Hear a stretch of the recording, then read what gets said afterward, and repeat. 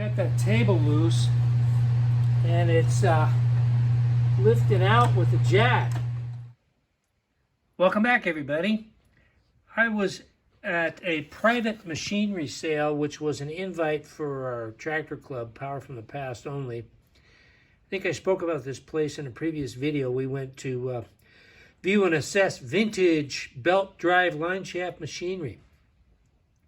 Well, the owner invited us back to buy, what we could, if we could.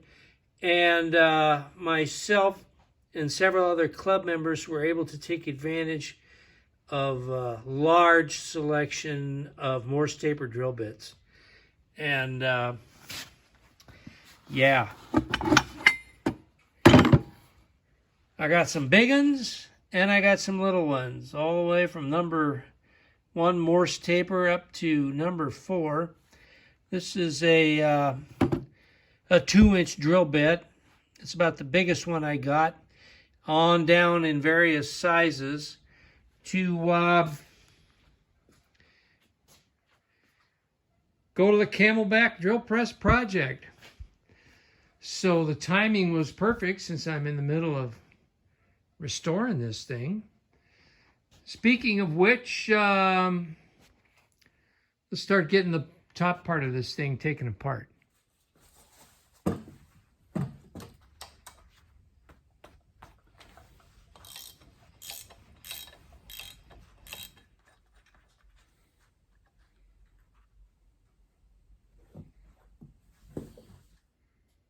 Although they're filthy, these gears look in really good shape. I don't see any signs of chips or pits. I'll know more once I get a wire wheel on here and clean them up a little more, but so far this is looking really good. While I was at that sale, I also picked up a complete set of 1/4-inch letter stamps. This cool old wood block case is stamped with each letter with a corresponding metal stamp. And that'll come in handy around here when I'm banging on metal and want to mark things. Yeah.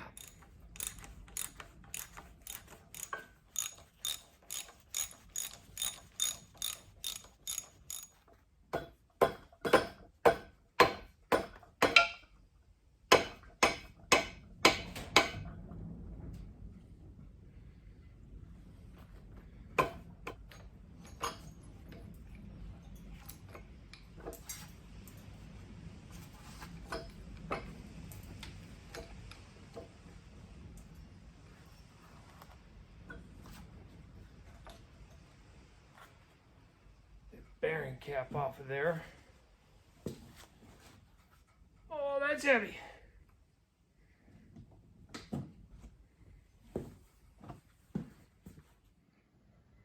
Well, as with the other parts I've taken apart so far, these bearing shells are looking really great. There's some shim stock on both sides here, but other than, dirt and old oil, they look really good. When you clean that out, that should shine right up. I'm not seeing any scoring, deep scratches or anything like that. Obviously, it was kept oiled because I didn't lubricate any of this. Same with this bearing shell in the back. Probably not the best camera angle, but it's dirty, but it's not damaged. And the corresponding shell here looks really good, as does this one. So I'm really, you can see where somebody took a Babbitt scraper and scraped in an oil groove eons ago. But this should clean up really good. I'm really getting excited about this. Yeah, the shaft is beautiful on this thing. Back here, there's there's nothing catching my fingernails. It's just dirt. That should shine right up. So This machine obviously had good care in the past. Somebody got up there with an oil can when they were supposed to and kept this thing oiled. There's a hole right here I first thought was for a set screw till I cleaned it out with a pick and compressed air and just discovered it's just for oil. So I squirted some oil in it and on the shaft here, and this handle is coming loose. This is for part of the automatic down feed, or you can lock it out and do manual feed. Yeah. First I thought this gear was held on with a set screw through this right there. I cleaned it off with a pick and discovered it's a tapered pin. Then I remembered the vintage machine I'm working on here. They used a lot of tapered pins back in the day for holding pieces on. So I'm going to clean all the crap here off and off the shaft, wipe it down, and then I'm going to try and drive that pin out. I'm soaking it with a little liquid wrench. See how successful we are.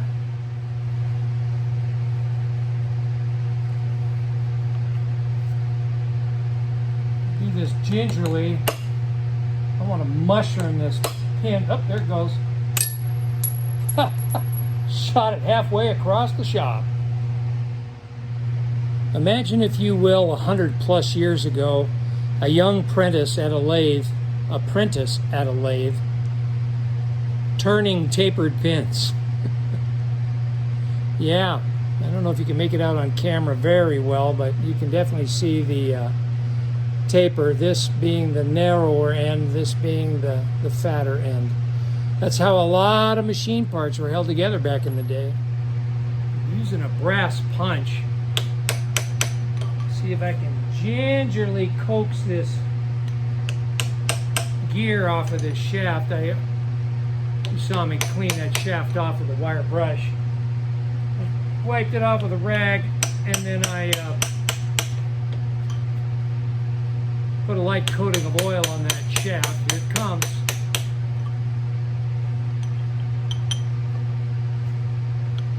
Just to aid in pulling that thing off of there. Look at that. One half of a worm gear arrangement. The inside of the bore, again, although dirty, is beautiful. As is the shaft. Again, dirty, but no pits, scoring, any of that kind of thing.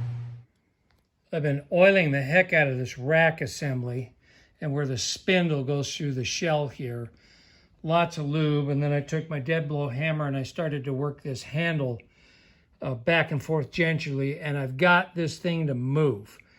But I'm decided I'm going to just go ahead and let this soak for 24 hours and leave it be. I don't want to get carried away and get anxious and move too fast and risk damaging something.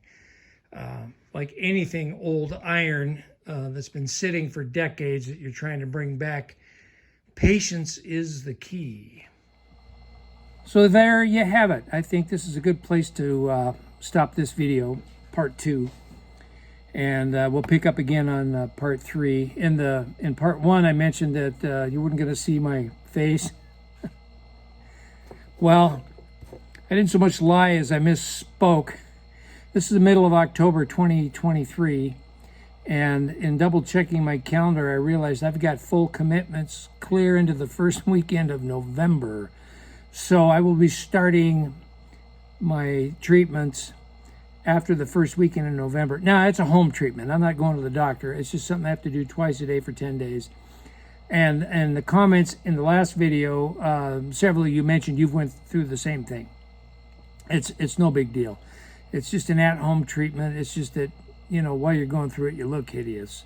Well, I look hideous enough without having to make you people suffer through more. So I'm just going to leave that there. So come the first part to the middle part of November 2023, that's when you won't see my mug. But until then, I'm sorry. You're just going to have to suffer for a little while longer.